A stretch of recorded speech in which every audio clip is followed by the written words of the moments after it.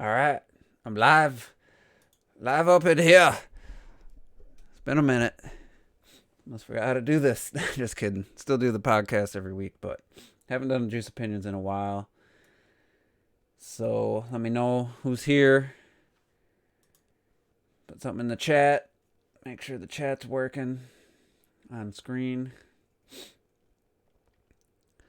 Yeah, how's everybody doing?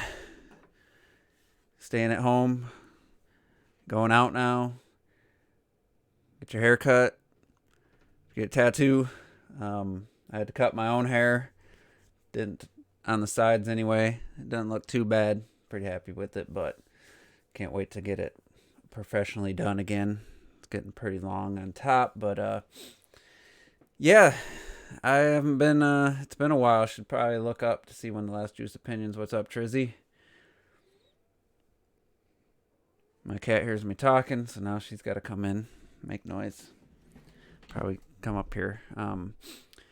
So yeah, as I wait for people to come on, there's a T. For some reason, now it shows only one person, even though two people have left a message. So obviously going to talk about PS5 Unreal Engine 5 demo.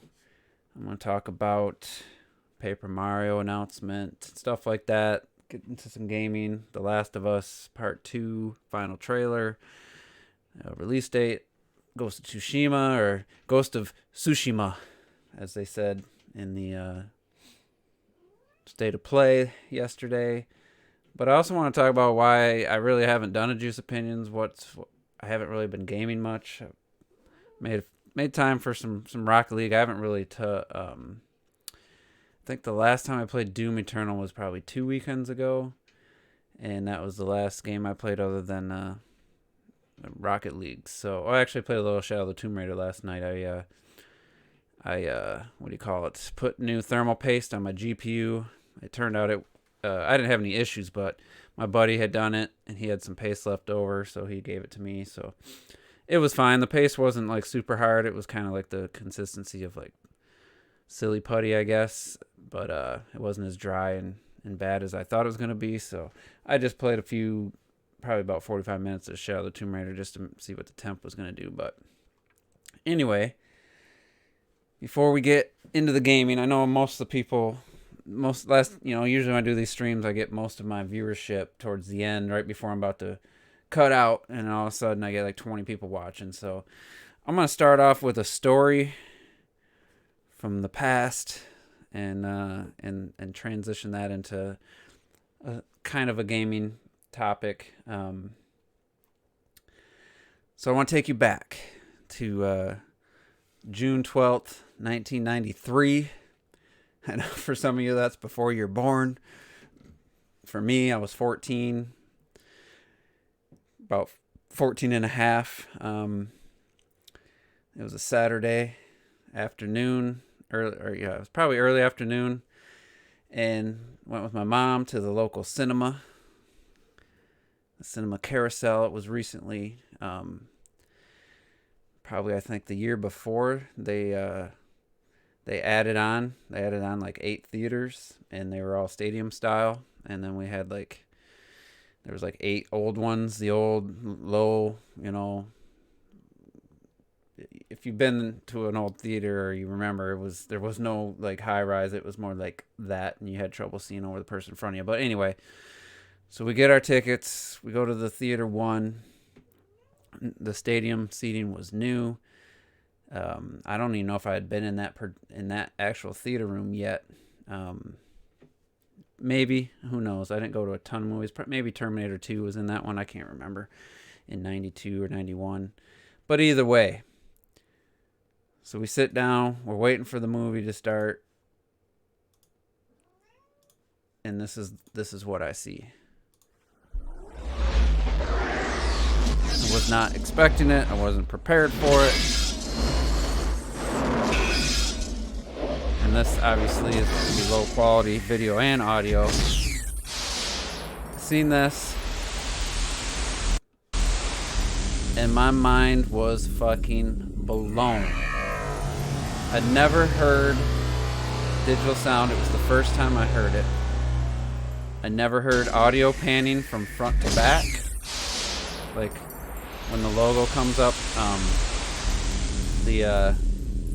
this theater or digital sound here, that comes from the back to the front, and my fucking mind was blown.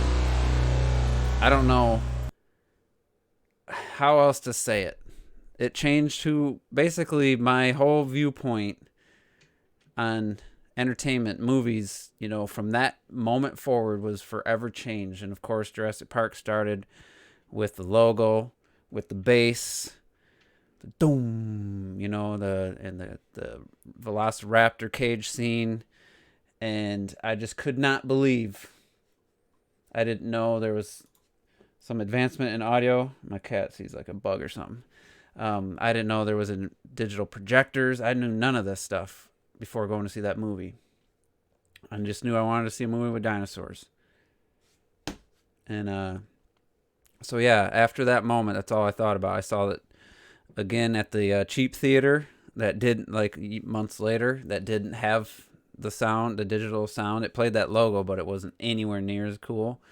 And ever since that moment, even almost 30 years later, or 37 years later, or 27 years, sorry, 27 years later, I still think about that fucking logo and that first experience. I'm still chasing that.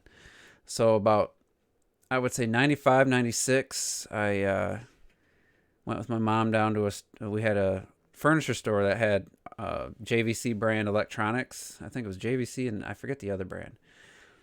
And my brother had a JVC stereo with some big,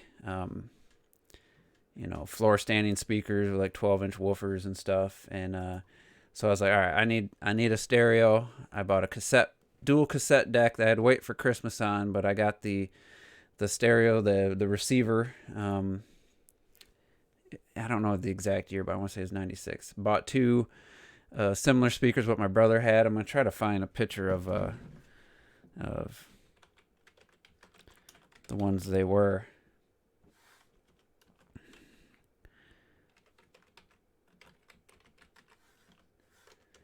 And so yeah, I got two big speakers and a surround, or not. It was. I just thought it was a stereo receiver. I didn't know exactly what they were. Or I didn't know exactly what I was buying, to be honest with you. This isn't the best photo, but this is a sideways photo. But basically, you had a woofer. You had like a tweeter. Mine were a little bit newer than this, but they just look like big square boxes on the floor. And then I just Jurassic Park came out on VHS, and my buddy's like, "Oh yeah, my dad's got he's got Dolby Pro Logic surround sound set up," and I'm like, "What the hell is that?" And he goes, "Oh, I don't know, it's cool though." So we go over there, put in Jurassic Park VHS, and the opening helicopter scene, and you could hear the dun dun dun dun dun dun dun dun dun, and we'd walk around and we're hearing the sound come out of the speakers, and I was like, holy shit, this is possible. And so yeah, that was actually before I bought my stuff. So then I bought my stuff and got a VCR, paid probably like $400 for a JVC Super VHS. What's up, Terrell? Bitch. Oh. Inside joke. Bought a Super VHS and started buying movies. And then I went to that same store and I'm like, all right, I need surround sound. What do I need first? He's like, oh, you need a center channel and then you need surround speakers. All right, well, how much is a center channel? And it was a Klipsch, and it was relatively small. I would say it was probably 17, 18 inches wide, small woofers. I was like, all right, I'll take it. And it fit perfectly with my TV stand around my 19-inch Magnavox. Didn't even have AV inputs, so all I had was the what do you call it? The RF input. You go to channel 3 and then turn on the VCR. And then from the VCR you had your two audio left and right analog outs. Go to the receiver, put it on the setting, and then hooked up my center channel and my two big speakers, and I was like, all right, put in probably Twister, I want to say at the time, and it's just like, nah, this isn't what I was looking for. This does nothing. But I was mowing grass, or I was helping my dad around at his shop. Wasn't making a lot of money. Finally, I saved up money and I bought like the matching. They were MTX brand, actually, the ones I had. My brothers were Acoustic Research. So I bought the bookshelf speakers, and they were a little 6 or 8 inch woofer and a tweeter. And I put those in the back, made some speaker stands. And I was in my parents' basement, cement walls all the way around, and 19-inch TV, and it wasn't 5.1. It was technically 4.1, or at that time it was 4. There wasn't the 0.1. So you had your front two, left and right. You had your center channel, and then your surrounds were just one channel. They both had the same audio coming out of it. And then you would set a delay of milliseconds, which I had no idea what that meant. And basically, it was for your speakers being like far away from you. You'd set the delay so that the sound would hit your ears at the same time as your fronts, but they gave no kind of indication of what that meant. So you put it at 5 milliseconds, you'd be good. Put it at 5 milliseconds, and I'm like, all right. And I had show parents in the room. I'd have grandparents come over. I'd show them, and brothers and sisters watching, Twister, Batman and Robin, obviously Jurassic Park over and over, and thought it was just the best thing ever. And then a couple years later, 1997, N64 comes out, a bunch of split screen multiplayer games. So I go up by a 32-inch JVC CRT TV and get it. Had to I forget what I had to do. I had to change my setup because I didn't have a stand for it, so I had to put the center channel up. And then I was like, you know what? This receiver ain't cutting it. So I go out and buy a DTS-enabled digital receiver, JVC again. I want to say that was 98, probably 98. I think I paid like $500. It was the BVK 888, I believe it was. It was definitely 3 8s in the number. And I got a DVD player, and I'm like, all right, gonna get that Jurassic Park, that DTS audio. I got it.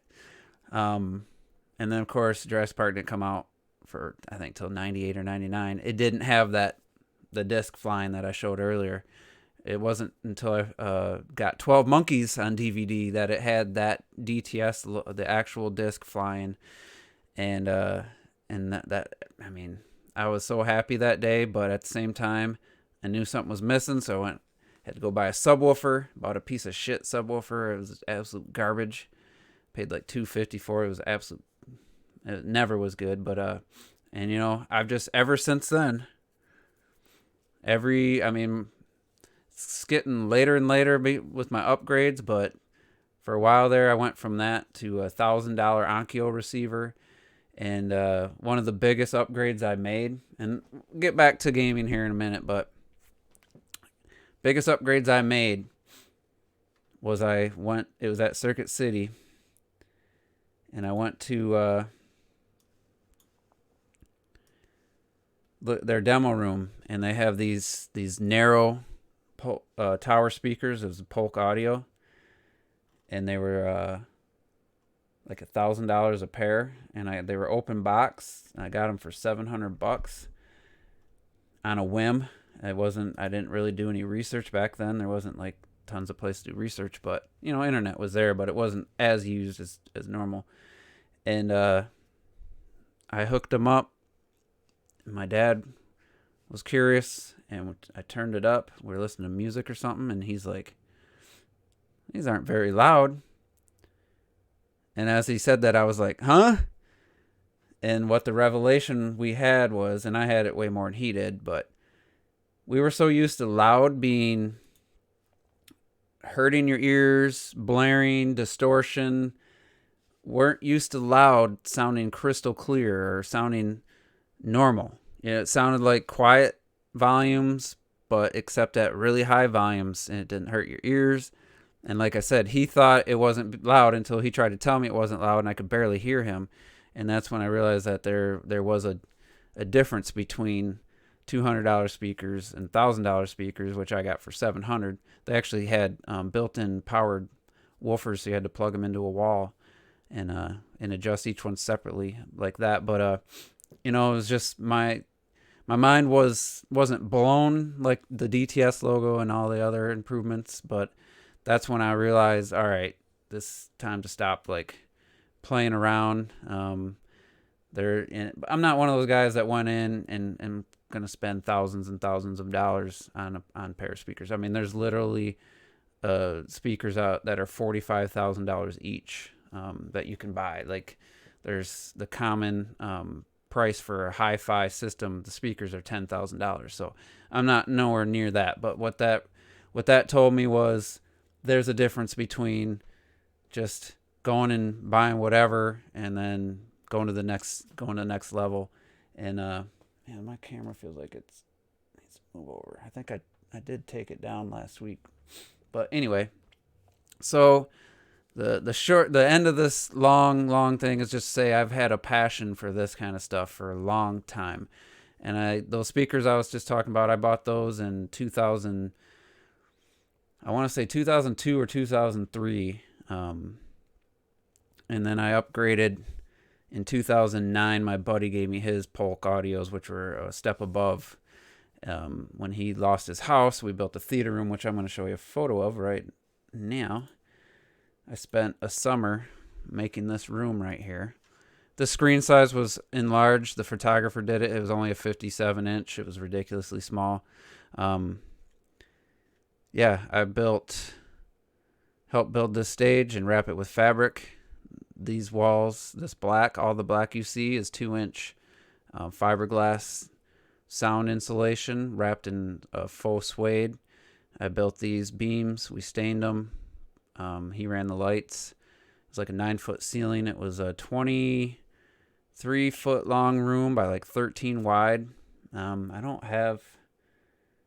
think I have any other photos of it. Unfortunately, this is professional photos.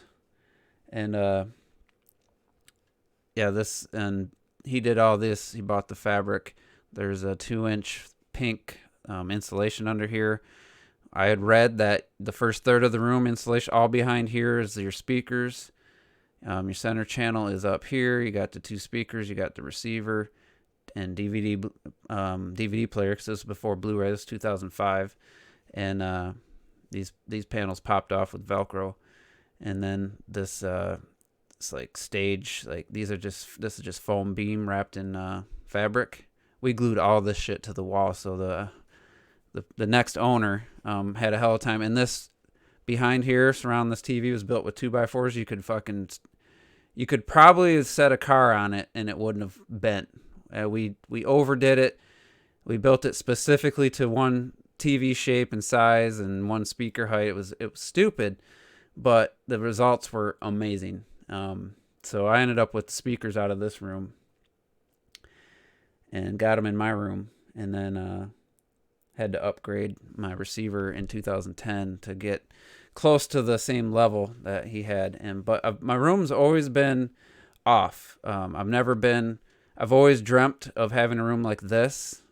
This wouldn't have been my style. This isn't my style. I would have designed it differently. I like the stage. I kind of like the curtains, but I wouldn't have done the curtains myself. The color scheme, this photo doesn't really capture the color. Let me see if this is different. This is just with a fake image. But my room I did in 2006. This is a photo. Actually, this is after 2006. This was that same photographer. He took this. This was my actual room, my actual projector, and the image on the projector. These are the speakers I was telling you about. This was the ones that we turned up, and we were like, didn't feel loud. I can tell you right now, there is a huge difference between cheap speakers and this level speakers, and then I haven't heard anything above this really. But anyway, so what I've been doing is, you can see these walls. You can even see the I did the drywall myself, and you can see the lines. I didn't seam them very well. So what I've been doing for the, let's see, what's up, Laker Link?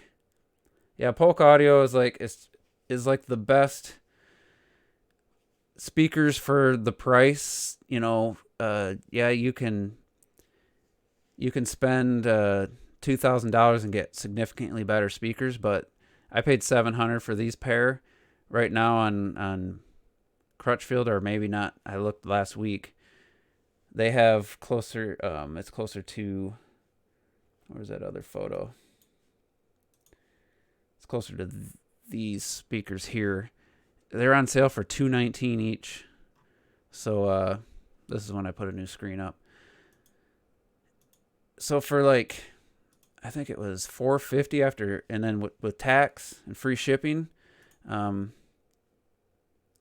What's up, Bass? You can get these amazing speakers, and it's the next price. I mean, you can't. It's so ridiculously cheap right now that it's just. I almost bought a pair for my upstairs, but the reason I didn't was I might upgrade my fronts eventually within the next year or so, and I figured I'd put my old ones upstairs. But so my room has just never been this level. But I'll tell you what he spent on this room. Of course, he paid $3,000 for the TV. This was a rear projection CRT, even though it's made to look bigger. It was only 57-inch. He paid $3,000 for it. The 65-inch was $3,500. The speakers, he got a great deal, $1,100 for, you don't see the surrounds, but he bought 2 subwoofers that were like $5 something each. His receiver was like $1,200. He put like over $10,000 into this room, just in materials, the fabric, the lighting, the equipment, the wood, the stain, everything, the insulation, all that. He put like $10,000 into it.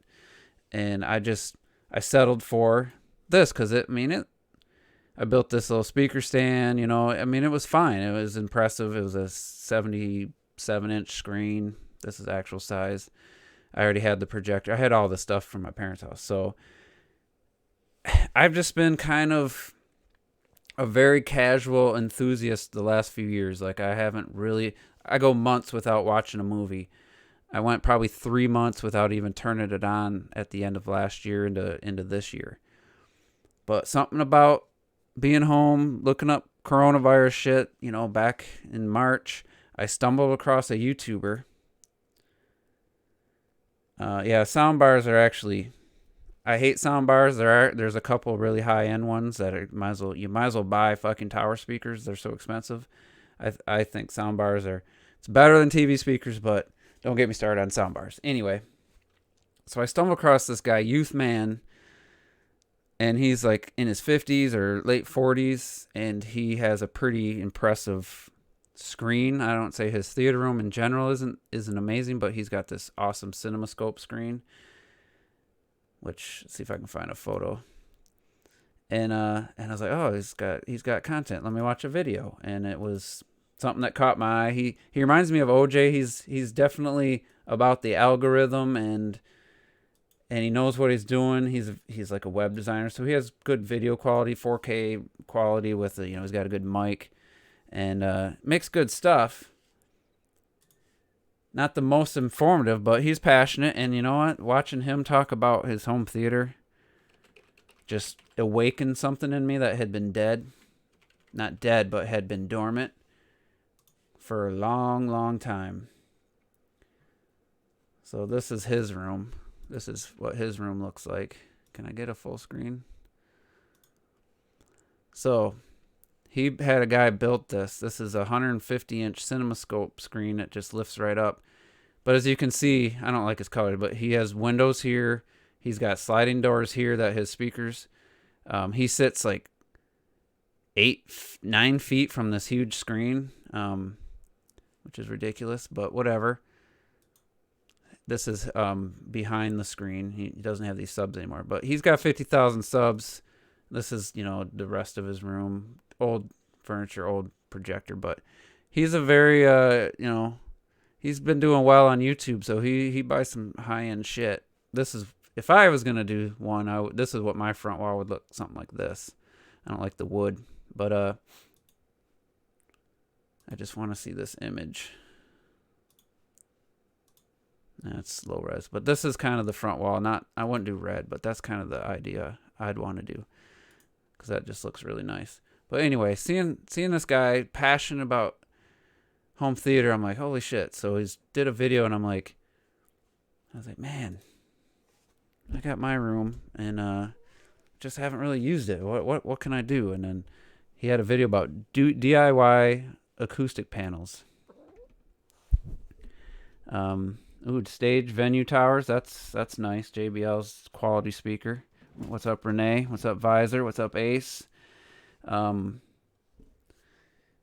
So he had, if you saw that picture, I shouldn't have closed, some pretty shitty looking ones that somebody made for him. So I was like, you know what? I can do that. I can make some fucking panels. So, I don't know how else is showing up on the stream.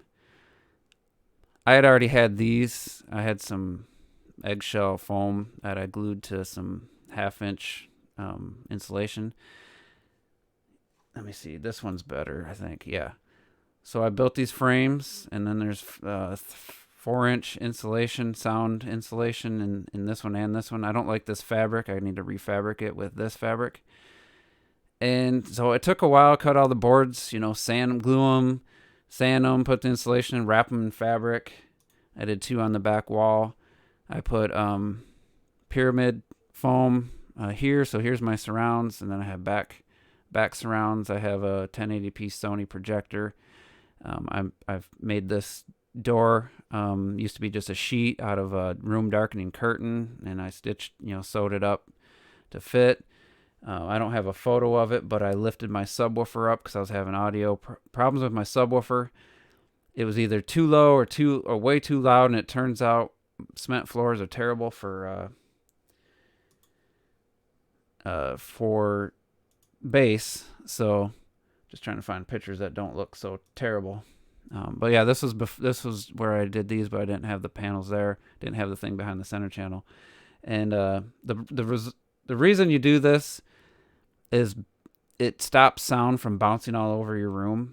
With the lights on and stuff, it looks kind of stupid, I guess. But with the lights dim, it's fine. But what happens is the sound, instead of coming over here and bouncing all over these walls, it hits these and it absorbs it a bit. And then the frequencies and stuff aren't bouncing all over. You got waves causing nulls and canceling each other out. So that's actually my projector screen photo I took of it. It doesn't really represent it very well, but yeah. So this was at bare, and then, well, you can't. That's the wrong angle. But anyway, so it makes it so everything doesn't just bounce around, and you can't tell like what the hell's coming from where. And now you just get better separation, so I can hear the things happening behind me a lot better. But it still wasn't what I was expecting. So then I learned, and I spent weeks on making that shit and hanging it and doing research. What I learned is that all these years I was ignoring. When you go get a receiver, it doesn't know what speakers you have or how far away. You tell them, you measure the speakers, like the tweeter, to your ear, and you put it in. I always did that, but then there's all these other adjustments, and I just ignored them. But it turns out that you level match. You need a sound pressure SPL meter, which measured sound pressure, and you turn your receiver, has a test tone, and it gets really loud, and then you dial each speaker to be at 75 decibels. It's what's called reference, so that if you're watching a movie at it goes from 100 to -100 to like +20 or something, but 0 is the reference. So if you're watching a movie, if I'm watching a movie at -20, all right, and I'm talking to another home theater enthusiast, and he's like, oh yeah, fucking Ready Player One, it sounds amazing. I had it at -15. Doesn't matter what speakers, what receiver. If he has his speakers set to reference level, and I have mine set to reference level, both systems will be at the same decibel, at the same volume. So that's a way to compare speakers to other speakers and stuff, is that you're at the same volume, you're at this reference level, and that's how they master the mix. So I know it's going way into this topic, and I'm way long into this topic, but anyway, I am like, I don't even care about playing games right now. I just ordered a new subwoofer.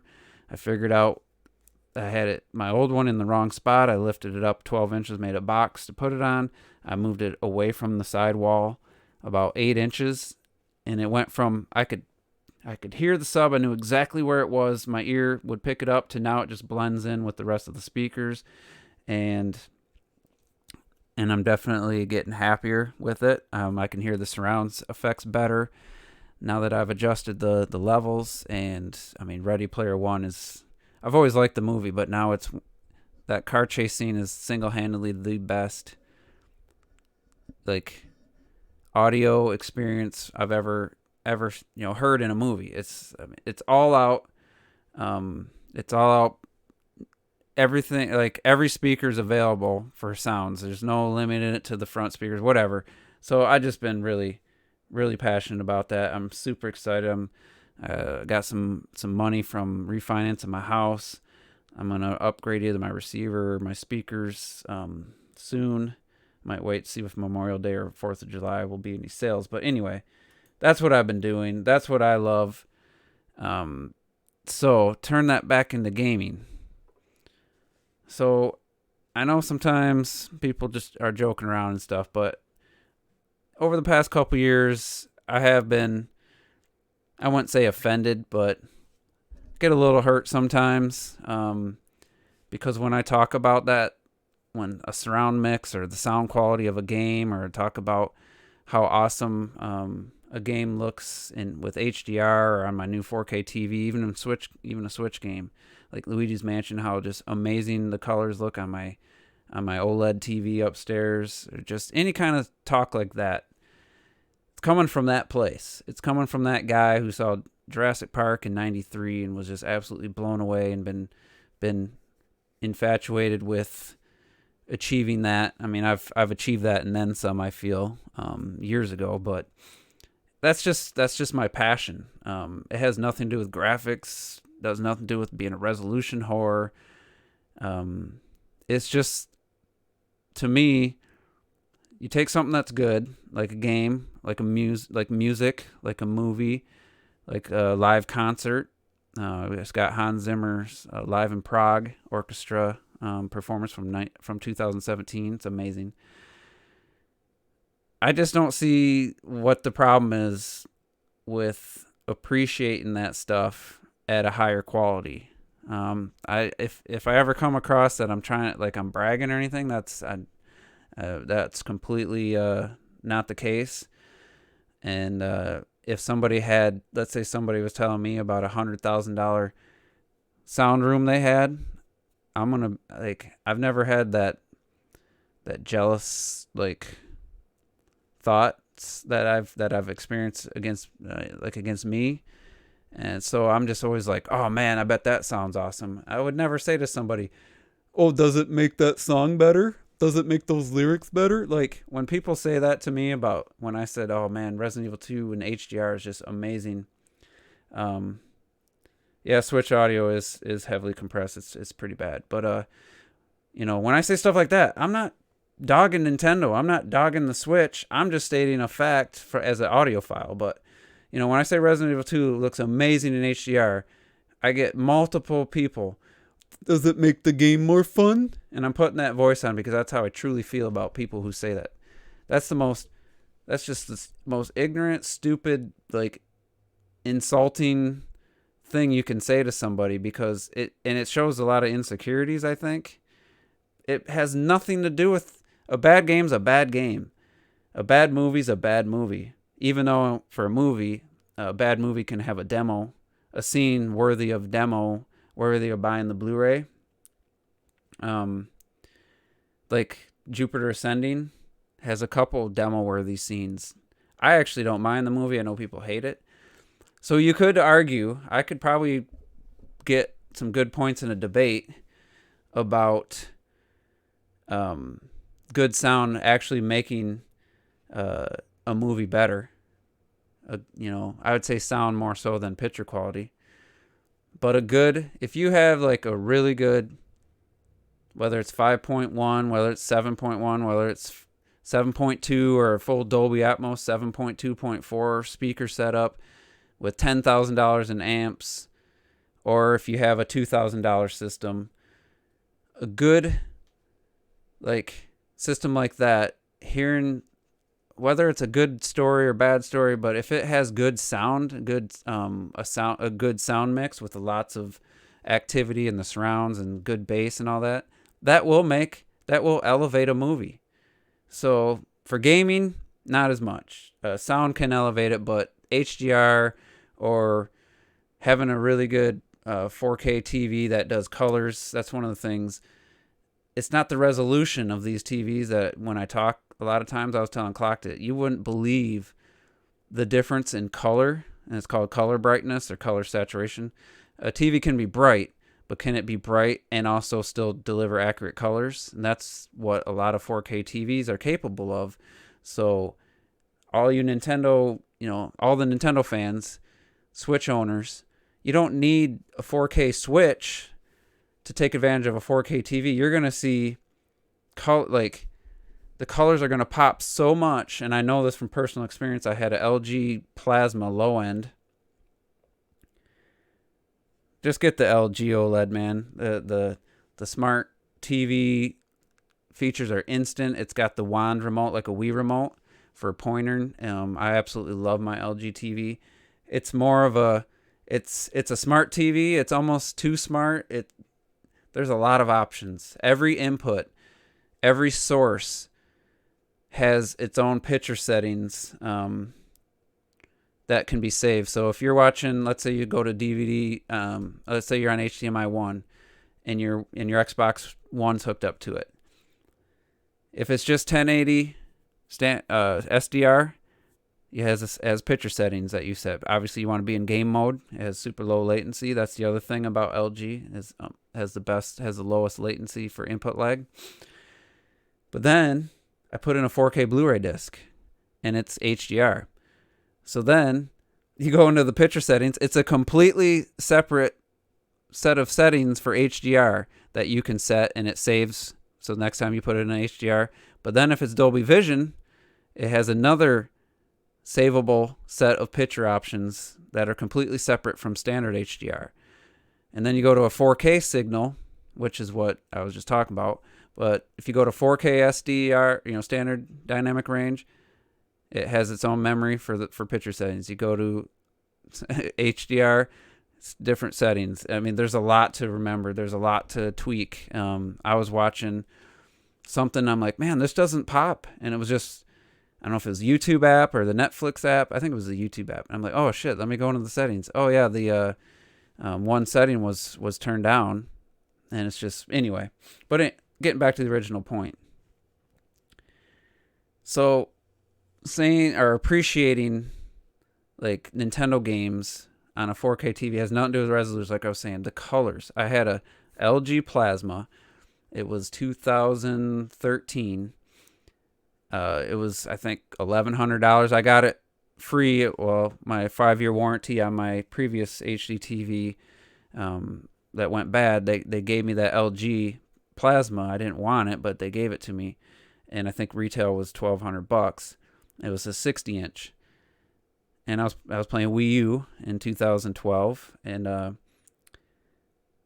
let's see, 2012, 2013 goes by playing 3D World, and then February 2014, I said, you know what?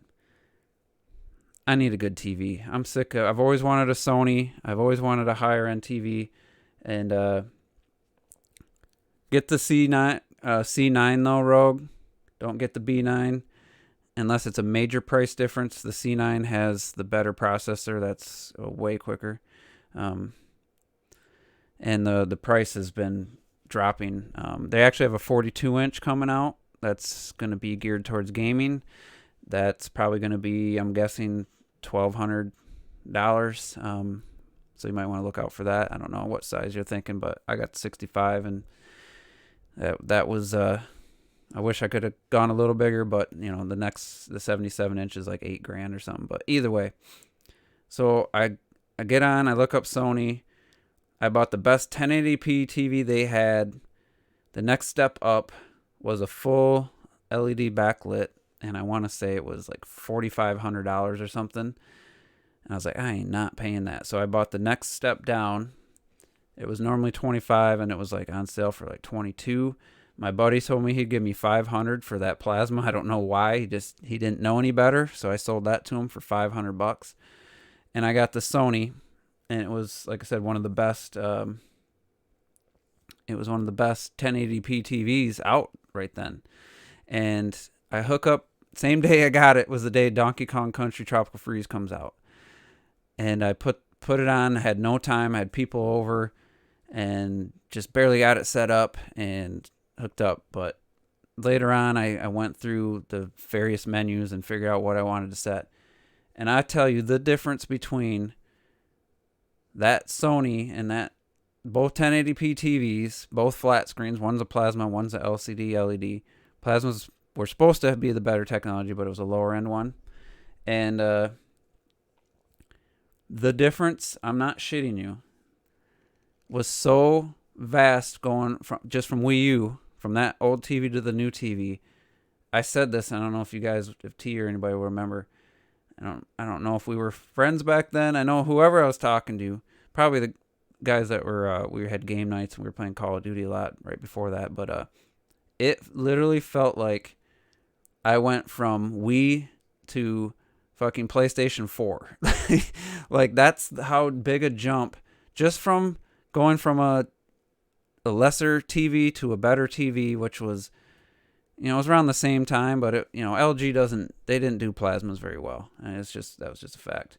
And I could not believe the colors for 3D World. I couldn't believe how good, because I had only played Donkey Kong on that TV, so I couldn't compare. But Pikmin 3 and what else? I mean, I had the 360. I was playing Grand Theft Auto 4 or 5 a little bit, but Nintendo games better than 360 and PS3. The Wii U games saw the biggest benefit because of the use of color. So then I get, let's say, fast forward 5 years, I get this LG OLED, and I've been playing Switch. I've been playing PS4. And I was like, I heard that, upscaling from 1080 or 720 isn't the best, but you know what? I said, I'm going to just do it. I'm going to probably get a PS4 Pro or an Xbox One X. I'm just ready for 4K content on Netflix. And I boot the Switch up, and I was again blown away by how much better the Switch looked, because the HDR TV is going to be brighter than your standard than your 1080p SDR TV. Doesn't matter how good a TV it is. The average HDR capable TVs from Samsung and Sony and LG are going to be so much brighter, and the color brightness is what I was talking about, is so much more vivid without being washed out or without being fluorescent, without losing detail. You just wouldn't believe how much better. Not every single game, like it's hard to say. You guys make fun of me when I talk about Breath of the Wild being so hazy. The haziness of that game limits, the impact of the better colors. But like Luigi's Mansion, fucking Odyssey.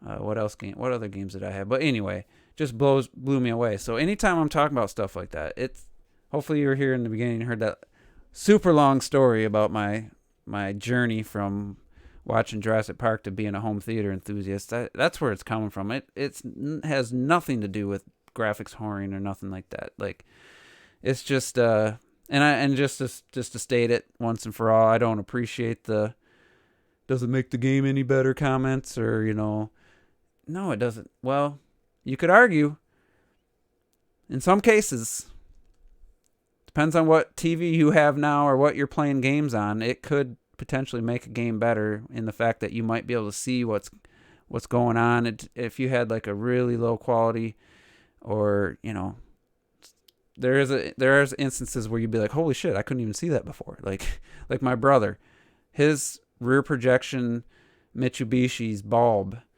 is like 10 years old. You usually have to replace them after like 4 or 5 years. You can't even barely see, like watching the football game back in October. It's so dim and so washed out, you can barely see the score of a football game. And he does. They're just used to it because they don't think buying a TV is worth it until it breaks. So I wish I could recreate what he sees, but it's so dim that it would actually, if you tried a game on that, it would actually make the game nearly unplayable. Or if you saw, it's just weird. Yeah, and like getting the best out of your retro systems. I've heard you say that many times about how hooking it up to what those devices are for HDMI, how much better they look than just using composite video. And that's a good point, because then I could be like, if you ever called me out for it, I'd be like, dude, why do you care so much about having your old systems look so good? It's just, I could talk about this for hours, but it's like, just think about the people who made Luigi's Mansion 3. I like to envision the person sliding that color scale to find that perfect color of green for Luigi. And you know what they're doing that on? Well, I wouldn't say video games in general, but movies. They have what's called a reference monitor. And a reference monitor is basically the most accurate reproduction of colors you can get. And like a 20 or 20 something inch Sony reference monitors, about $30,000.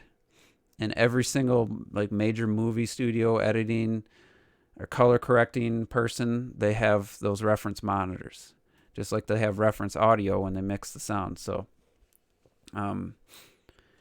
yeah, there wouldn't be $30,000 reference monitors if it wasn't important on some level to know that red is red, that you're color correcting that red, what red's supposed to look like.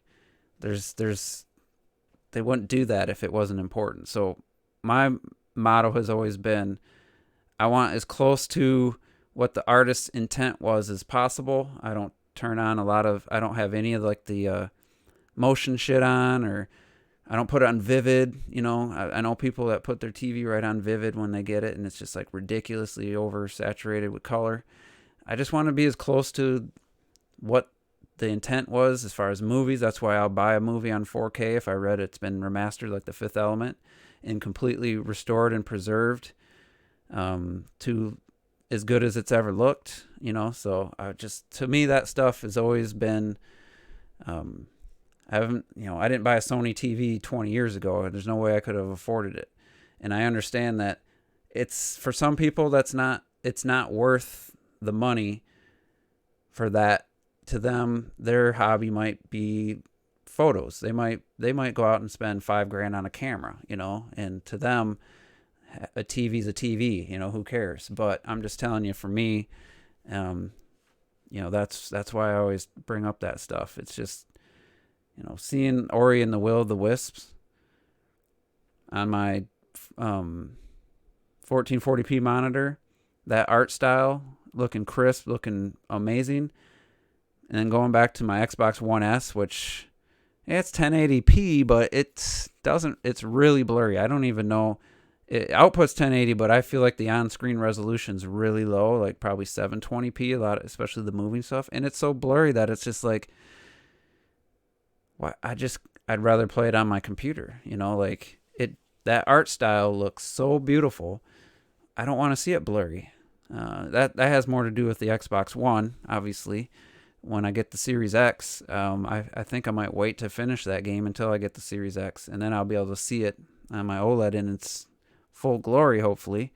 It doesn't make the gameplay any better. It doesn't make the story any better, but it's just visually what the artist's intent was to see it in all its glory. It's just something to behold, especially with HDR and, proper setup. But anyway, enough about that. For months now, I've just been thinking about a way to say, you know what, I'm sick of hearing the does it make the game any better argument when I'm talking about a nice, like, my 4K TV or something. Like, I'm sorry. If it wasn't a real thing, if I really didn't believe it, I wouldn't say it. I'm not going to sit here and just blow smoke up people's asses because I bought a TV.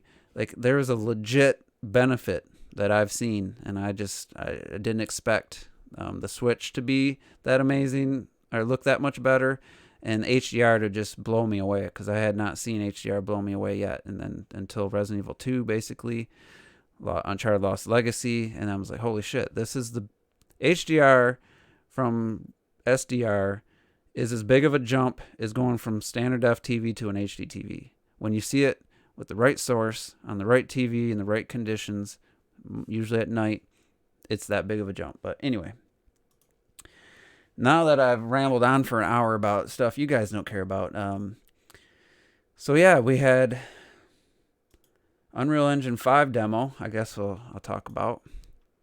Mr. T made a great point. Sony guys were shit-talking the inside Xbox because of all the 30 frames per second games, and especially on Assassin's Creed, which is coming to PS5. It makes no sense on any level. Look at that. I didn't even search for it yet. And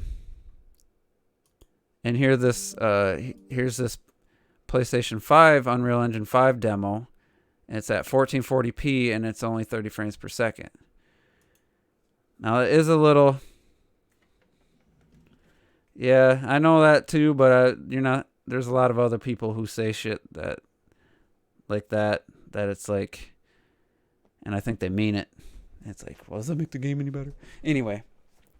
So, just unorganized thoughts here. First of all, I'm impressed by this demo. I was very impressed by the visual level of fidelity. The technologies that they're using sound really interesting and could help game developers get games out faster probably, and look better with less effort, which they love to do. But the fact that this was running on a PS5, whether Sony paid for it or however it worked out, to me was an instant win over Inside Xbox, which I liked the variety of games. I liked quite a few of the games shown. Not a single one running on Series X. All of them were expected Series X gameplay, and I mentioned that in the Juices Loose podcast. As soon as I saw that, I was like, what the fuck? Why is there nothing running on the Series X? I don't care if it was just one game. Have one game run on the Series X. That's it. Let me see something run on the system. So in that regard, PlayStation 5 got a big leg up in that regard. And PlayStation 5 is getting almost every game the Xbox showed, if not all of them. I don't think there's any exclusives. But PlayStation 5 is factually less powerful than the Series X. Other than the speed of the solid state, it's factually less powerful. So this is only going to look better on the Series X. But I do got to say, I wish this was actually a game. I find this character is right up my alley. Looks fucking... I love the style. I like that it's not going for human realistic. It's kind of an anime, CGI anime mixed with human. The rest of the environment looks 100% photorealistic. They're not going for any fantasy. But so what blew me away, I'm a big fan of dynamic lighting, real-time lighting, and Breath of the Wild uses real-time lighting. Not as to the extent of this game, but it's part of the reason Breath of the Wild looks so fucking awesome is it uses real-time lighting and shadows with the weather system. But basically what this runs down is the fact that they can add all this without someone having to make polygon, like spend a bunch of time making models. They can just take a scan of an environment, like a 8K scan, and then it just turns it into individual polygons, and it's a way they can create environments and stuff and streamline it. And and then the real time the bounce lighting, which is a version of ray tracing. You don't know how it can look any better. Just a higher resolution, and that's a point I'll get to in a little bit. Getting back to 4K TVs, but so when they turn off the bounce lighting, the light source stays the same, but they turn off the bounce lighting, which is what ray tracing. One of the aspects of ray tracing is bounce lighting. So it's their own kind of version, and it sounds like it's going to be less demanding on the GPU. So this is the light, and the only thing they did was turn off the bounce lighting. So in a normal game, the rest of this environment somebody would have had to transferred a texture. Like let's say they had their dev kit and they had, all right, let's real time light this whole scene. All right, copy this and save it as a texture, and then turn off the light and then paste it. That's what baked in lighting is. So they see what the lighting would look like, and then they just take a texture of it. Like they would take, like, let's say right here. All right, they take that individual textures, but I'm just kind of, and then they'd have to just paste that lighting on there. It wouldn't look really any different. If that light didn't move, you wouldn't know the difference between baked in lighting and real-time lighting. But for them, for the development of the game, they don't have to sit here and go through and light baked in, basically just the texture. They just add a darkness or a lightness to it to have shadows and stuff. If it just happens real time, that's just like, that's a huge leap forward for the development side of it. But then also it can lead to gameplay.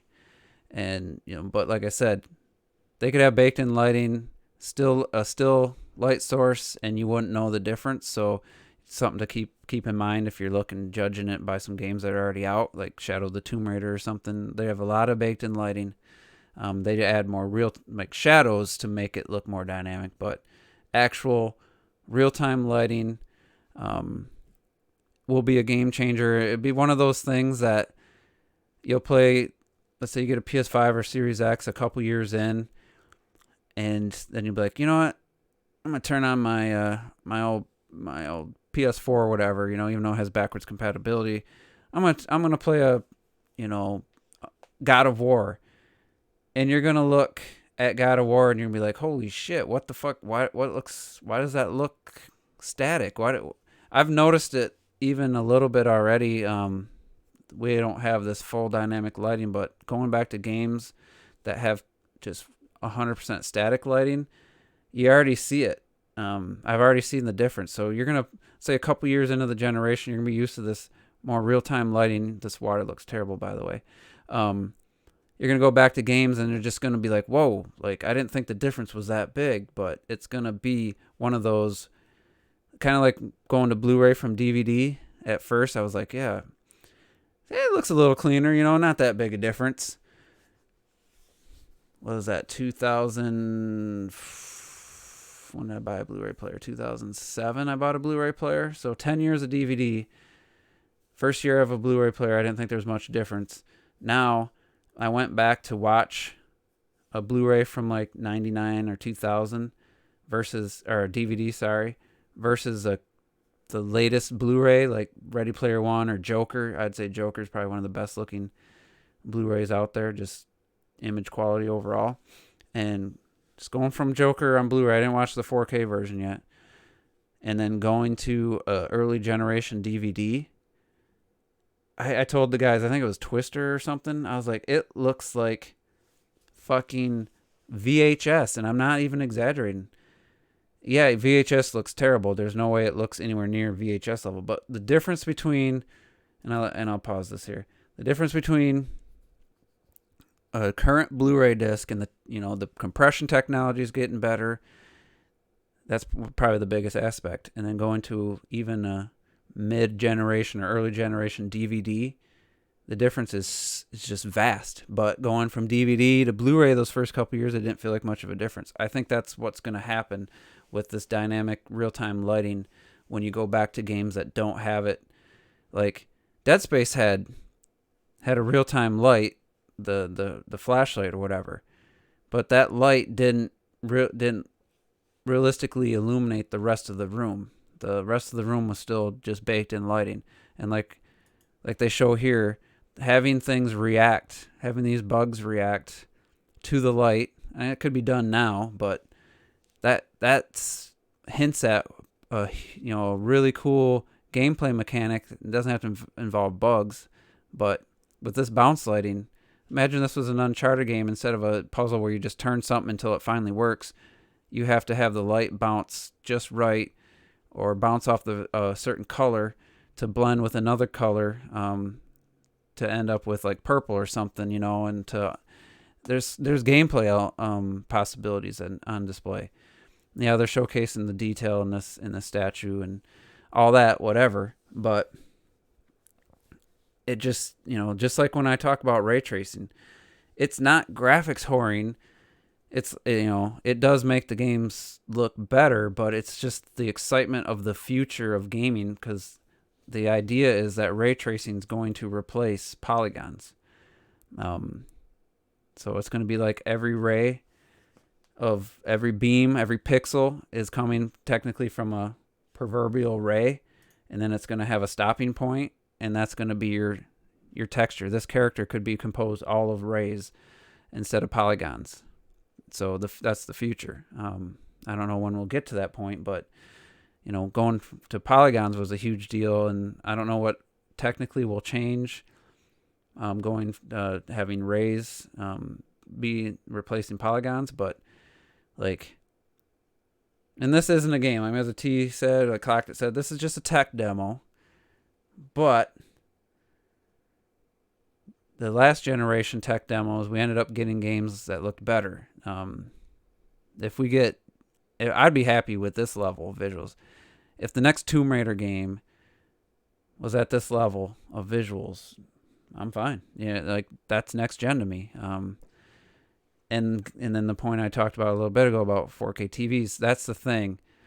Some of it is going to be resolution. Some of the differences you're going to see are going to be better seen at a higher resolution with an HDR TV, because imagine this lighting. If you've never seen HDR, it's going to be hard to explain. But this already looks realistic, on my monitor. And it's not a HDR video signal, so I couldn't even see it on my TV. But if you see this bright spot here, if you turn HDR on, now it looks more realistic. It looks brighter. It's going to be way brighter than this is right now. The rest of this area is going to stay the same, pretty much the same. These reflections here will be brighter. The rest of the scene will look identical. And what that means is that's how light works in real life. Your eyes are going to be being basically tricked into thinking you're looking at a real light source. And then when you turn HDR off, if it's done right, this area here, I told you the other areas don't change, but this bright area and these bright areas will look like you put a tinted filter over them. Tinted glass for your windows for your car. I'm not kidding you. It looks so much dimmer. So basically the point is that's going to pop. This right here, it still looks like it pops, but I'm telling you, I see it right now because I'm so used to seeing HDR that it looks like I'm wearing sunglasses looking at this versus what I know HDR looks like. So to truly take advantage of this scene, those two scenes I just showed, like this light source here, to truly see and I think it's a leap. Like I said, going from standard definition to HD TVs, that's how big of a leap I think HDR is on a proper HDR set. There's low end ones that technically say HDR, but they're at the lowest end spectrum. That's barely noticeable. to the Samsungs, which have the brightest HDR, but actually wash out some of the darks. So what you really want is a TV that can do the darks and the brights, good without, sacrificing one or the other, and you have a better image. But anyway, so HDR TVs are going to showcase the next gen. The resolution is going to help showcase the next gen. If you're playing this on a 1080p TV, it's still going to look good, but it's not going to look as good. As somebody who has a 1440p monitor and I switch back and forth gaming wise, I can put a game at 4K and it just downsamples to 1440, and it doesn't look any better than native 1440. But if I put like a 1080 on a 1440, it looks a little bit better or about the same as a 1080 TV. It's like, but it's hard to, I guess it's hard to verbalize that. Basically, if it's a 4K game and you're playing it at 1080, it's going to look like a 1080p image. There's no way around it. It'll look a little bit cleaner, I guess, technically, like maybe 1% better, I guess, than just native 1080. But at the same time, you're missing out on probably about the GPU to go from 1080 to 4K. It probably operates 30% more usage, and it's all for nothing if you're playing a Series X or a PS5 on a 1080p TV. You're really not taking advantage of those consoles. But I think the HDR is the biggest. The other things you get with if you wait and get a newer 4K TV, you'll get variable refresh rates, which if a game has slowdown, it'll be less noticeable because the refresh rate will change. So if it's supposed to be a 60 frames per second game, but it drops to 45, your monitor will drop to 45 hertz and it's less noticeable. There won't be screen tearing because it adapts, and you no longer have to worry about screen tearing. When you turn your game on, your system will tell the TV to go into game mode, which means low latency mode, auto low latency mode it's called. So you don't have to worry about messing with settings and forgetting to turn on game mode if you're watching a movie or something. You don't want game mode on because it takes some of the nicer processing effects off. So there's just a bunch of benefits to having a new TV, and that's why I bought the 4K OLED I bought is HDMI 2.1 fully capable. So 120 frames per second at 4K, variable refresh rate, basically FreeSync monitor, if you know what that is. All the advantages, auto low latency, all that stuff. So that's why I bought that TV. And I think like I told Clocked It, he gave me a little bit of pushback, but back in 2005, the Xbox 360 comes out. HD TV adoption rate, I think it was 15% of the United States had an HD TV, or maybe even a little less. And then a few years later, 2007, 2008, it was like 25, 30%. And everybody I knew that was a gamer after they got their 360, within the next 2 years, because I had an HD TV back in 2000. I only played the GameCube. I've never played the GameCube on anything, at my GameCube, on anything but an HD TV. A little bit of history there. Or my Xbox, original Xbox. It was never hooked up to anything but an HD TV. So, with component video. Anyway, I had already had an HD TV, but I didn't get my Xbox 360 until after I bought a 1080p, because I had two 1080i's before that, and I bought a 1080p TV, and I got my 360 the same year, or like a little bit after. I waited till the HDMI version of the Xbox 360, but I just remember like, oh yeah, this guy Craig, he had a 360. He's playing like, I don't know if it was Morrowind or whatever. And he's like, yeah, oh yeah, I just broke down. I bought an HD TV. He's like, holy shit, it made a huge difference. And then just more and more, and knew a girl, her and her boyfriend bought it was a projector, but it was like a 720p projector, for their 360 for Call of Duty. You didn't get an HDTV till 2006. What made you get the HD TV, Renee? Just out of curiosity.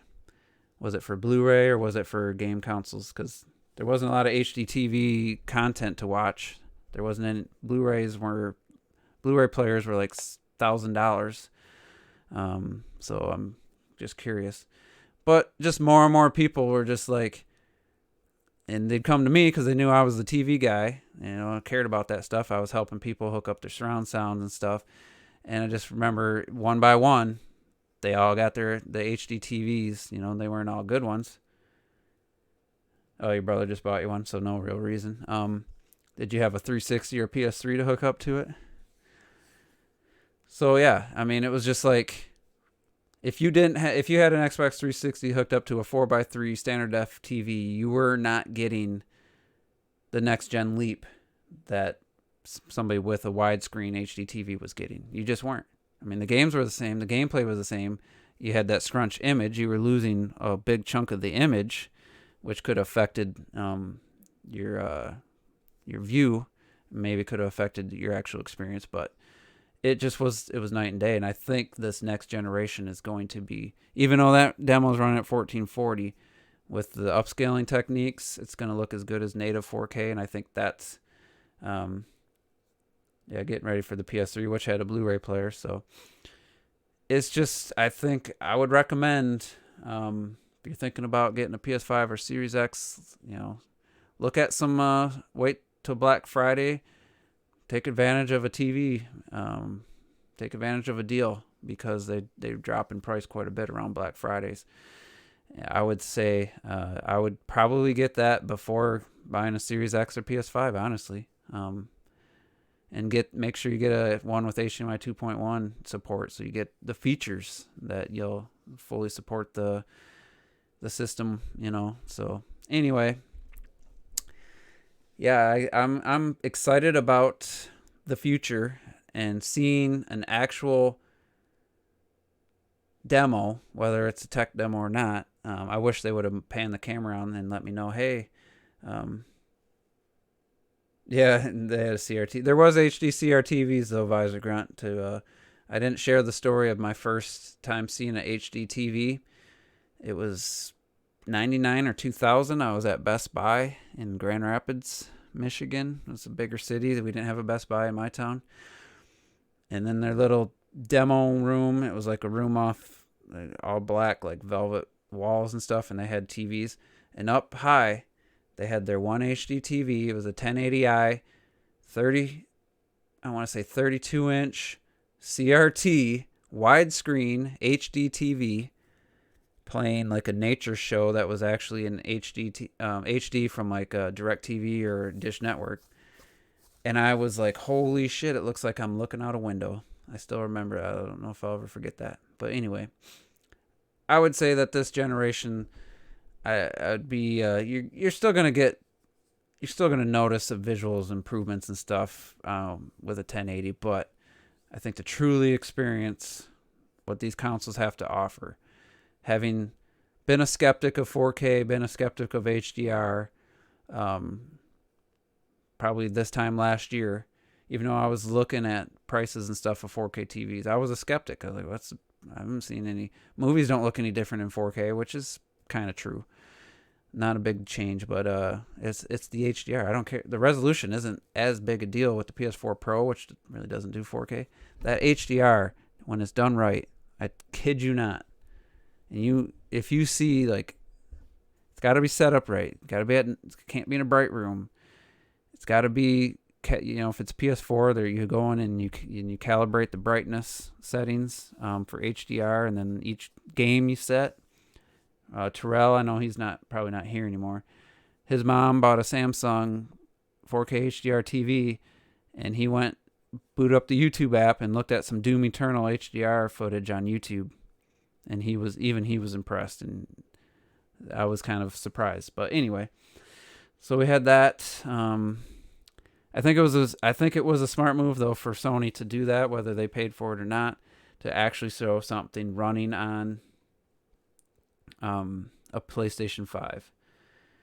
Yeah, I was kind of expecting, I didn't expect 30 frames per second. I'm thinking 60 with potential for 120. That, one of the things I'm excited about is my TV supports 120 frames per second with variable refresh rate at 4K. So I'm hoping like Rocket League on the Series X is 4K 120 frames per second, because it's not about seeing the frame per second difference. Well, you can tell it's smoother. It's about the input lag reduction is cut in half. When you double the frame rate, that cuts in half the amount of time it takes for your button press to happen on screen. You still got to have super, low latency controller, so probably a wired controller if the wireless, isn't quite as good as they say it's going to be on the Xbox, but you reduce the latency. It's not by much. We're talking milliseconds, but it's just that much quicker. And again, you want to talk about, I was a skeptic of 4K and HDR. I was an even bigger skeptic of playing games at higher frame rates. It wasn't until I got my 144 hertz monitor that I had to eat my words and tell my buddy, not a buddy, a guy I work with who sometimes annoys the piss out of me, that he was right and I was wrong about not being able to see the difference between 60 frames or higher. And because when I go back to playing Rocket League, even on the Xbox One X, it's just not as smooth. It's not stuttering or anything. It's just not as smooth. It's not as responsive. So anyway, it's not all about the visuals. A lot of it's about the actual gaming experience, whether it's, like I said, the reduction in input lag, it's smoother, visually, but it's also in its responsiveness. It's just your eyes and your hands, you just instantly feel it. It's like going from 60 to 30. I know there's people that have experienced that. If you play like a fast-paced or a fighting game, if a fighting game was 30, it's normally 60. If Smash is suddenly 30 frames per second, you're going to notice it. I guarantee it. And it's the same way going from, for me, going from 144 frames per second to 60. It's just factual. But it's only if you're going to really play competitively. It's not just for casual play who, it's not that big a deal. But anyway, I keep saying, but anyway, The Last of Us Part 2 final trailer came out. It's a bit of a story. It's a story trailer. And I'm hoping that what they show us is they're trying to lead us a little bit. If you're sensitive and you've been avoiding this stuff, obviously you can look away and I'll tell you when it's over. But the game just looks fucking amazing. Here it is. I don't think this is the official. Oh, PlayStation Europe. And this plays in 4K. So, Terrell, if you're watching this, watch this trailer on your mom's TV. I don't think it doesn't have HDR, but... And I clocked it, says he hates Ellie. I really like Ellie. Oh, you're hearing about my sound system. Yeah, you're way behind Mythica. But... and going from that Unreal Engine 5 demo to this, I already see, I'm already missing what we saw there as far as just fidelity, texture quality, the lighting and stuff. Yeah, this game looks amazing. I mean, hard drive to SSD, holy shit. That's the single biggest leap in PC. Like, that scene right there looks fucking amazing. But I got a solid state drive in 2013. It was a 240 gig. I paid $250 for it. It was over $1 a gig back then. My boot up time from Windows went from 2.5 minutes to, it was Windows 8, so that it was bloated, was like 45 seconds. And now Windows 10 on the same drive boots up in like 20 seconds. So I didn't even talk about this. Some people downplay the solid state drive in the consoles.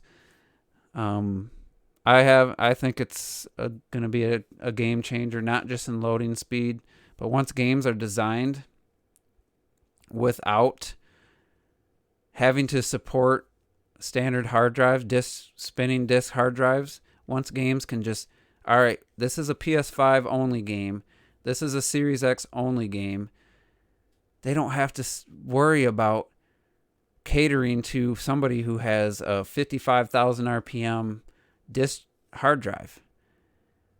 We don't even know, like, because every game made today, right now, I think there's only one game what requires a solid state drive on PC.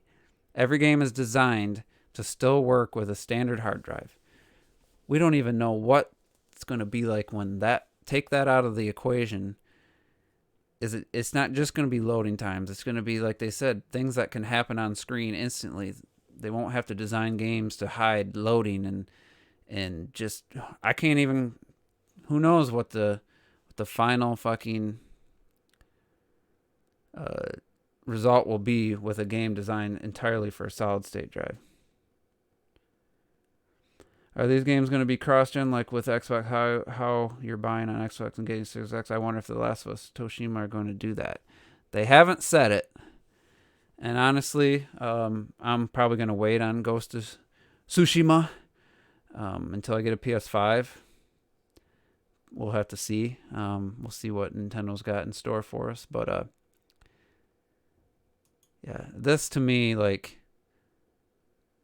I can't believe like the PS4 Pro is doing this. Like it's some static stuff going on in the world and like I said, I was talking about realistic versus backlighting, but the end result looks amazing. I've seen the gameplay of this game looks, so much better than the first game, and I really liked Ellie in the first game, and she looks like pretty awesome in this game. So for anybody that hasn't seen like some of the actual game being played, you can crawl on your belly now. There's dogs. It's gonna be. I'm thinking the interactions with the humans is gonna be very challenging, very stressful. Probably a lot of trial and error, as like stealth games have. But this isn't fake. This isn't bullshotting. Obviously, you're just seeing her climb a window, but this is, people have played 4 hours of this game. 7 months ago, GameXplain played 4 hours of the game. So this is what the actual game is. So we'll see. I'm hoping that reviews come out and they're like, oh, this is a great game for 5 hours. I'll be pretty butthurt. I'll be pretty disappointed if it's not a decent length game. But Ghost of Tsushima looks cool, but I'm not sold on it. It looks a lot like Horizon Zero Dawn meets Witcher 3 to me. I'm not really seeing the Breath of the Wild. I see what they want it to be, Breath of the Wild, in this opening shot. Like they wanted this to be that Breath of the Wild experience. Yeah, it looks really cool. Oh, there's something, there's a fire here, there's smoke here. It's more interesting than Horizon. As far as like, hey, I want to go there. What's up with that? Or what's up with that? What's this? But, and this is a very Retro Death-like thing to say, but this horse animation looks like fucking Twilight Princess level fucking. I was literally, I couldn't stop watching this horse. His tail and his hind leg animation is so bad.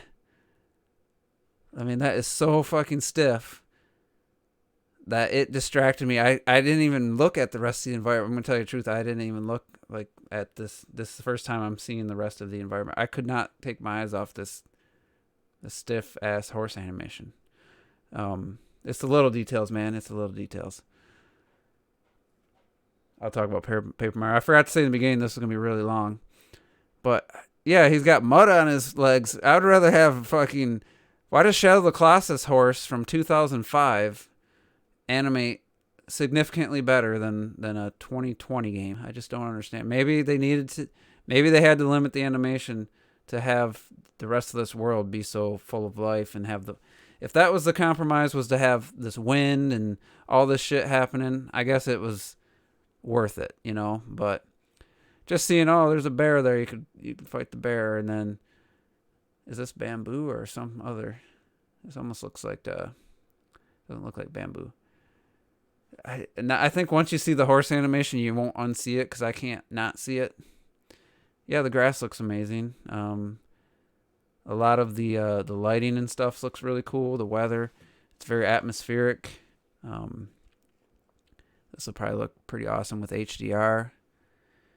But at the same time, as good as it looks, it also tells me that this generation's been tapped visually. I see the kinks in the armor. Like I said, the horse animation, but then just looking in the distance and stuff, I'm like, yeah, this isn't, in my opinion, technically speaking, the best looking PS5 game or PS4 game.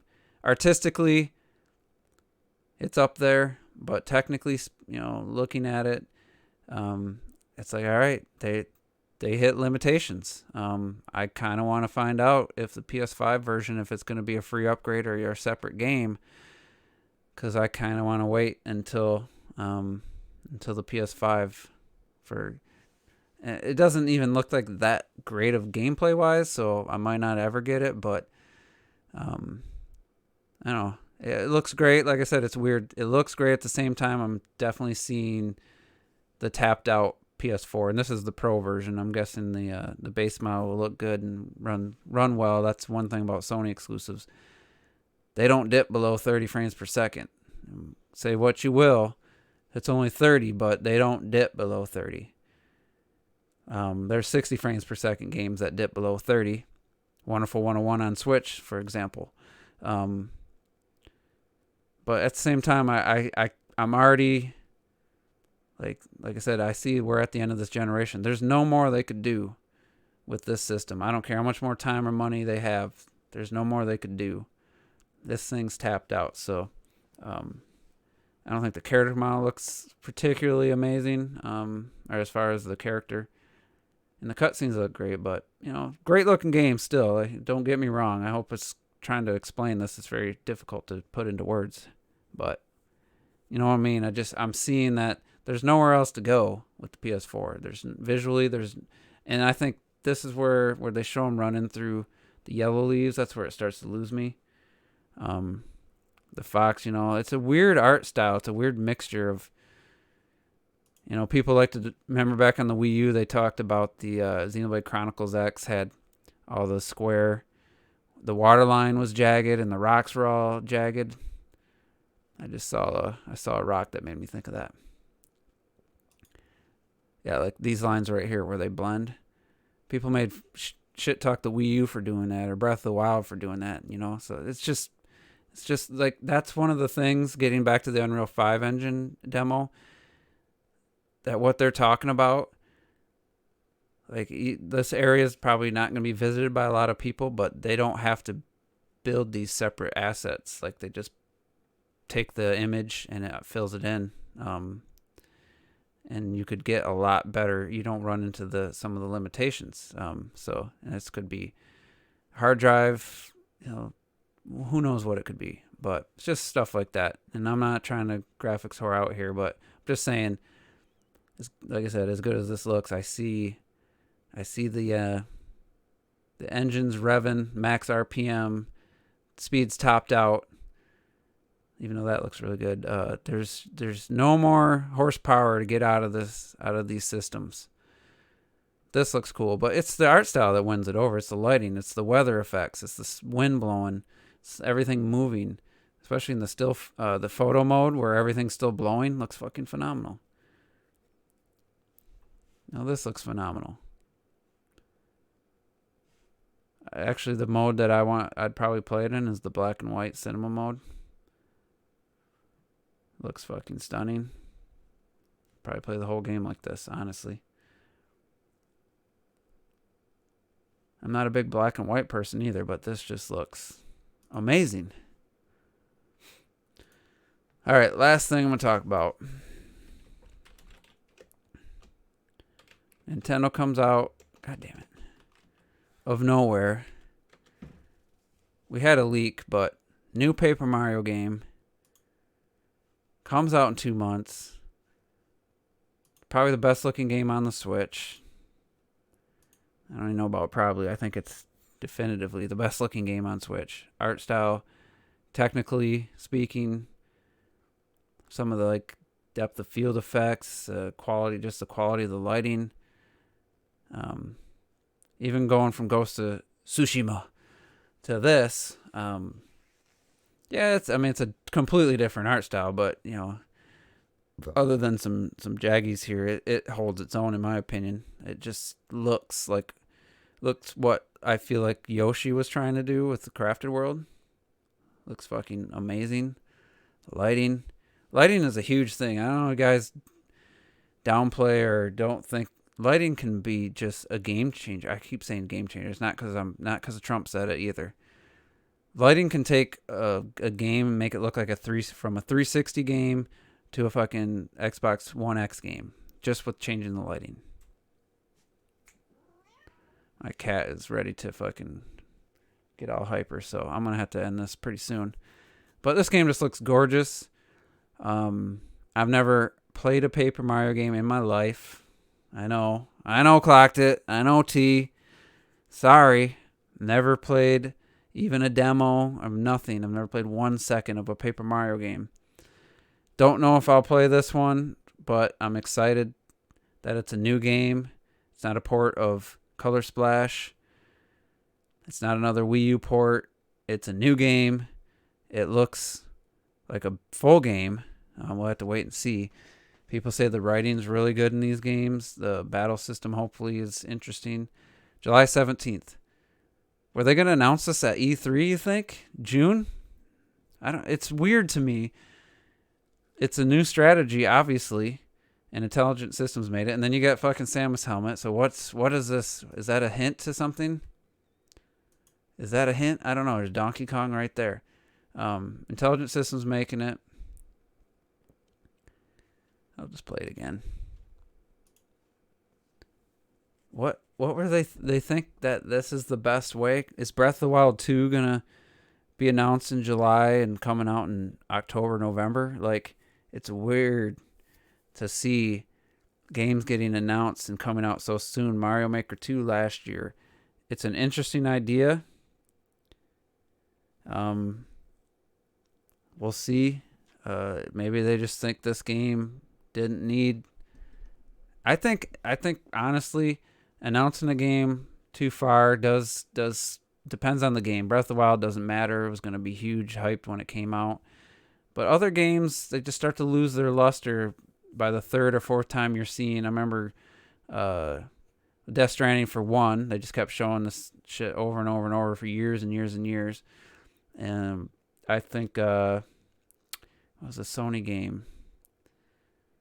I think it was a PlayStation game. It might have been an Xbox game. I remember there was like 3 E3s that showed the same game, and it's just like, all right, I'll play it, but it's not exciting anymore, So this is a completely new strategy, or not new, but it's a different strategy to announce a game and release it close to the right after. Yeah, would have been perfect for E3, I guess. But the biggest thing is it's not fucking Color Splash Deluxe. Not that Color Splash. Whether or not it's a great game is kind of not even the point. The excitement for a new game versus a port is just, there's no arguing. There's no debate to have. It's just factual. The excitement for a new game is just on another level than the excitement of Tokyo Mirage Sessions, Sharp FE, Definitive Edition, whatever it was called. Second, I don't know what they called it. Versus a new game, whether it's Paper Mario or like Fire Emblem, new game announcements. That tells you something. The announcements are exciting because it's more exciting to have a new fucking game than another old game. And then, the whole Wii U port thing, now they're saying Pikmin 3 Deluxe or whatever was the other rumor along with Paper Mario. And then the remastered Mario games.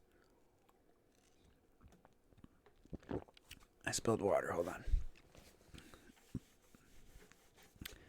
And we were kind of talking about it in the Juices Loose Hangouts chat, and I was like, man, clocked it was. I said Pikmin 3 Deluxe gets announced, I think you'll be on joining the Juices Loose Nintendo hate train, and just joking. But then he's like, "Oh," I said, "That's why I'm not gonna buy a single port, remaster, or remake on the Switch. I don't give a shit." Nintendo, as far as Nintendo games, I'm just not gonna do it. Even if I want to play the game, even if I'm interested in Xenoblade Chronicles Definitive Edition, I'm not gonna buy it because I feel it sends the wrong message. I'm sick of these old games, and it's not just the games; it's the fact that they're full price almost every time. I think it was one game, wasn't it? Was Captain Toad, but it's still the same price as what it was on Wii U when it came out, and it was $20 on Wii U. Now it's $40 on Switch. So we're getting all these games, plus they're all full price pretty much, other than Captain Toad. In a lot of cases, we're not getting new games in these franchises. So Mario Kart 8, Tropical Freeze, Captain Toad, Tokyo Mirage Session probably isn't going to get a sequel. Let's see, I'm forgetting Pokken Tournament. Whether that was going to get a sequel or not, who knows? I feel like I'm missing. Oh, New Super Mario Bros. U Deluxe. That's a lot of games that we'd normally get a new entry in and a generation. Yeah, they might do a 2D Mario by the end of the Switch's life. They might do what Retro thinks and release Mario Kart 9. I think there's no chance. Absolutely no chance of that. Turn off the adult filter. You gotta quit cussing, dude. Because it doesn't even give me the option to authorize it. So you're doing something wrong. But we're not getting new games. We're getting ports of games that are 7 years old. New Super Mario Bros. U came out, 2019? And it was a 2012 game, so 7 years later. Pikmin 3 will be 7 years later if it comes out this year. Plenty of time to make a new game. So it's affecting new games. They're charging full price when nobody else in the industry is charging full price for fucking ports. Even remakes in certain situations aren't full price. And there's just way too many of them on top of that. It's a trifecta. And I would say the only games I feel I'm okay with was Bayonetta 1 and 2 because they announced Bayonetta 3. So that softened the blow there. Hyrule Warriors added all the 3DS content. But we got Fire Emblem Warriors, so at least that we got a new Warriors game. They didn't hold that back, but that came with a shit ton of content. So I didn't really have a problem with that one. Everything else, Pokken Tournament, just because I don't care about that game, it's unoffensive, but at the same time, they added 4 characters, but still, like, they could have, I don't know how well the game did, and maybe there wasn't going to be a sequel, but I feel like they could have refined the gameplay, added a shit ton more Pokemon. I feel like it deserved, or should have had that. New Super Mario Bros. It should be a new 2D Mario game. I don't care about Mario Maker 2, that don't count. They could still have this mind-blowingly awesome art style for a 2D Mario game. They could still do it, but should have had that. Mario Kart 9 would probably be coming out this year, or would have been out holiday last year, but I would have think it would probably been out summer this year. Now we probably won't get Mario Kart 9 until 2023 when the Switch 2 launches. I'm calling it. And it's like, yeah, we got a Fatal Frame. I mean, I wouldn't be mad at them for porting Fatal Frame because it was a digital only in the US and just complete flop, and it's a great game. But it has a lot of gamepad usage that would be a little hard to capture. To look at Wonderful 101, I don't love that they have like that overlay of the second screen idea. I think that's stupid. Should have just changed something up and not had that at all, or I don't know, but it's just too many old games at full price and then affecting future sequels. It's just unacceptable to the point where I won't buy Xenoblade Chronicles Definitive Edition because of it, even though I'd probably be interested in checking it out. I watched Nintendo Life, like 15-minute video. It's definitely a remaster. I don't if anybody's still saying that's a remake, they put the damn thing side by side. Shulk moves. It's the same fucking animation. It's the same base game with just new textures and new assets on top of it. It's just no denying it. But it looks good. I don't think it looks as good as Xenoblade Chronicles 2 visually. It looks good. Reminded me how much I hate Shulk, hearing him talk. So that was a tough sell. That was a tough thing for me. I just don't like Shulk. I don't like his voice. I don't like his character. A lot of the voice acting isn't great in my opinion, but it looks like it's probably a pretty good story. I'd actually like to get past where I was and get more into the game, but I don't care. I'm not buying it. I don't know. Yeah, I said I was going to get that Torna DLC. Probably will. Like I said at the beginning, the first hour of this live stream was talking about how I rekindled my home theater passion, and that's all I've been thinking about. So haven't had much time to game. Haven't dedicated much time to gaming, and wasting what I would consider wasting time. I could have played some Rocket League tonight, talking to you guys, but I figure it's been long enough. I need to get some stuff off my chest. And it'll probably be another 2 months before I do it again. But I have my green screen up for the last month and a half, however long it's been since my last one. Never took it down. And so all right, fuck it. I got some stuff to say. And so that's gonna be it. It was a long one. I wouldn't blame anybody if they see the upload tomorrow. Oh, Juice had a Juice Opinions. Hour and 40. Fuck that. I ain't watching it. Wouldn't blame you one bit. I might figure out what point I start talking about gaming and put that down in the description. Jump to blah, blah, blah time for gaming discussion because, it was like almost an hour of home theater discussion. So, all right, guys. I'm going to call it a night.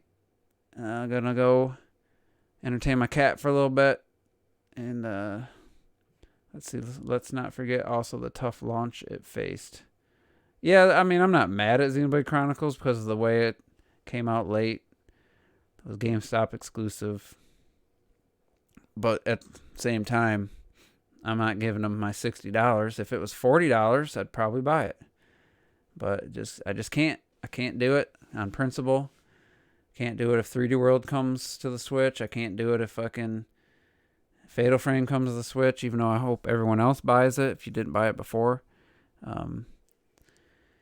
Anyway, I'm out of here, guys. Thanks for tuning in. Appreciate it. Hopefully y'all staying safe. Start looking at 4K TVs on Best Buy. 4th of July sales, Memorial Day sales, I'm telling you. Don't buy the cheap, though. Don't buy an LG LED LCD TV. Do not buy any of theirs. TVs other than their OLED. Sony and Samsung's, you can go with some of their lower ends. Vizio, not the best. They have a premier line. I forget what it's called. They have a higher end line. It's like you can get a pretty nice 65-inch 2018 model Sony for full array LED backlighting for like it was like $900 and something while supplies lasted. But there's it's if you don't know what you're looking for, it's definitely a hard decision. But if you ever are looking at a TV or something, you guys, some kind of home audio video thing, if you want and some advice or at least advice on where to go to look for reviews, like Digital Trends is a good one. They have very good videos on the topics. So just let me know. So anyway, guys, that's it from me. We'll see you next time. Peace.